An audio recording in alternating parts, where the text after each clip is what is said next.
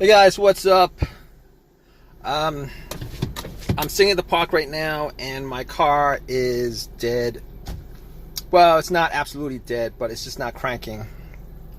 Can't get it started, it's not cranking. I was at the park and spent about an hour jogging. Hour and a half jogging, came back and my car's not starting. I will say that this is not my first time having this issue.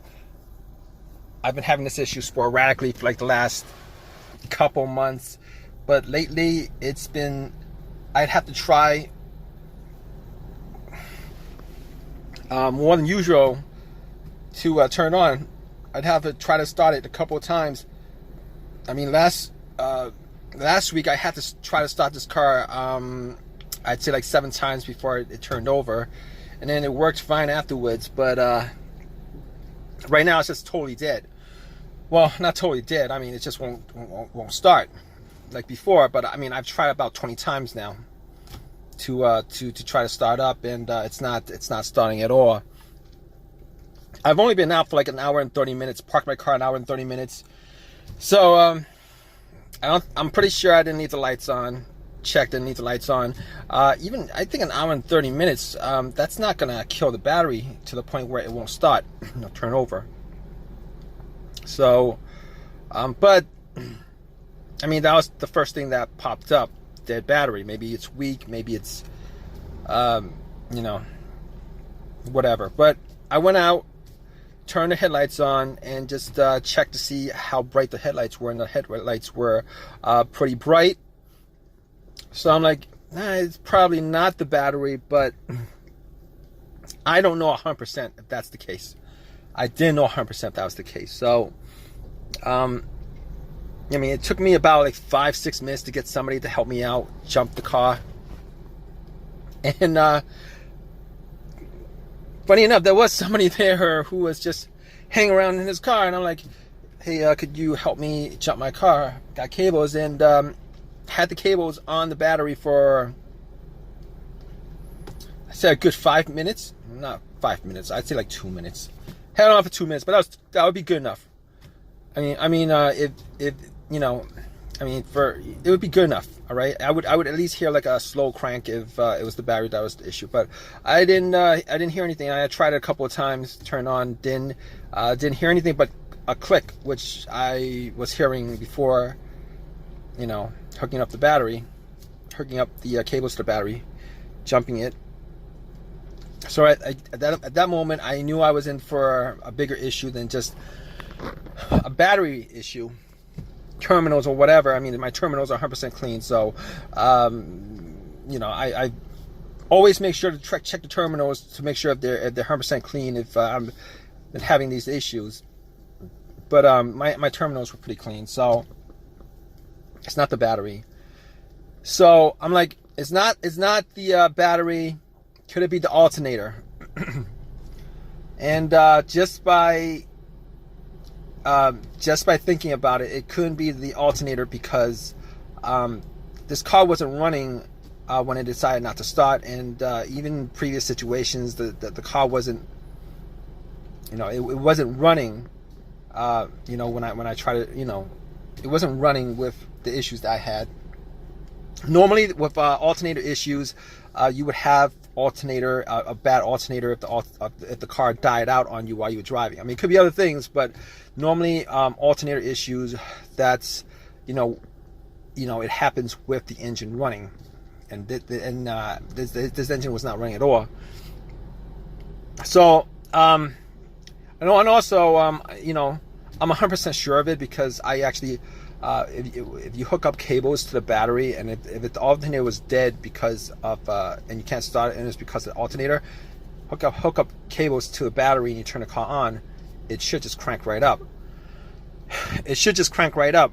And once you take the cables off, the car would just die out, and 100% sure that it was the alternator that was the problem.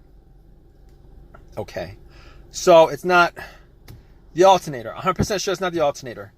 100% sure it's not the battery either. So what next? What do I do next? So I was thinking, What else? It could be either a relay or a blown fuse, right? A relay or a blown fuse. Now, I don't have anything to test out the relay or the fuse on this car.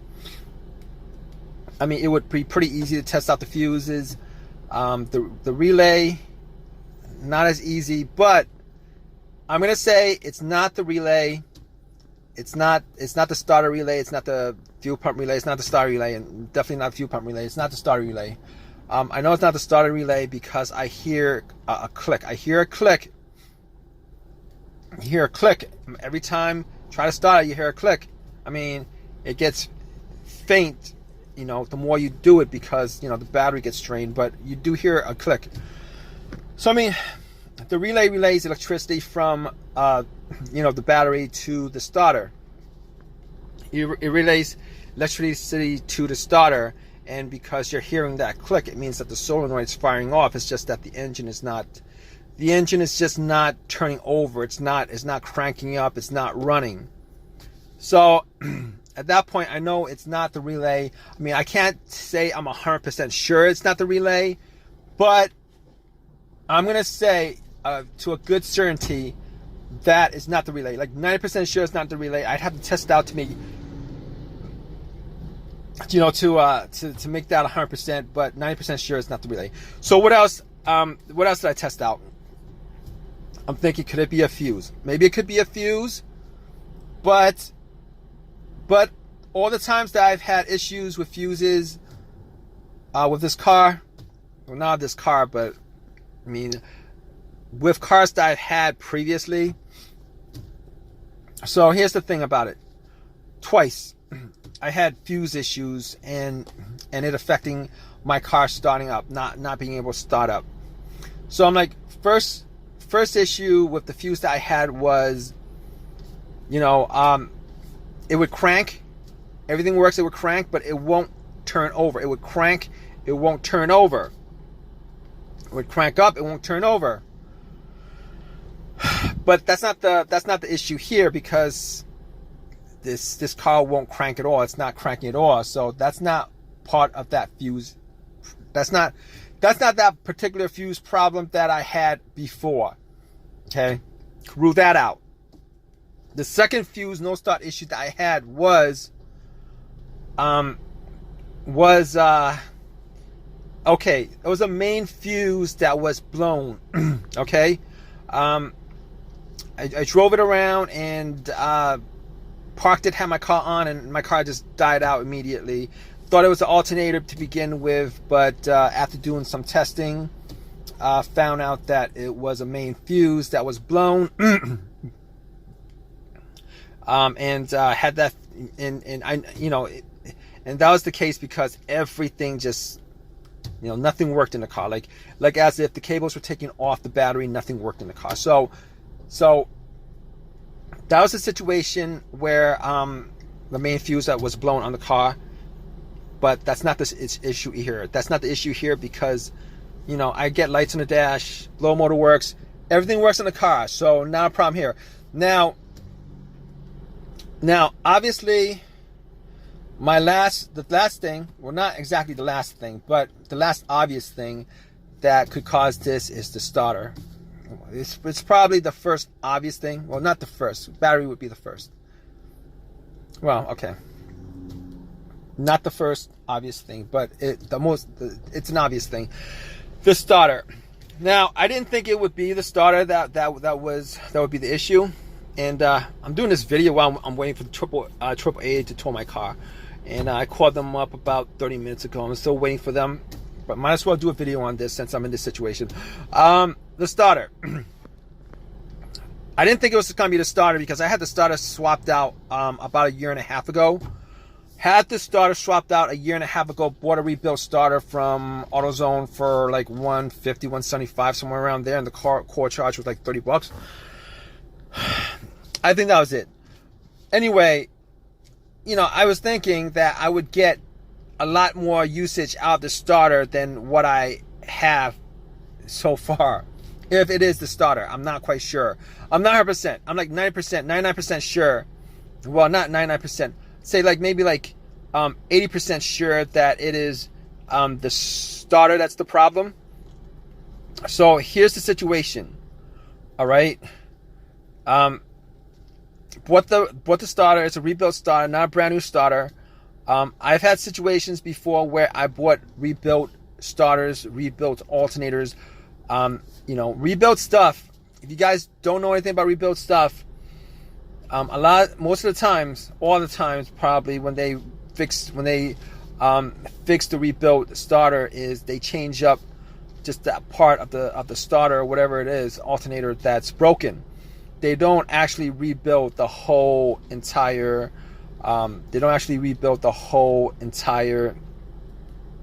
thing. So you could have, one component that's brand new on there, and then the rest of it has like 150,000 miles on it. The truth. The absolute truth. But even still, I didn't think that, I still don't know if it's a starter or not. I mean, it's hard for me to believe.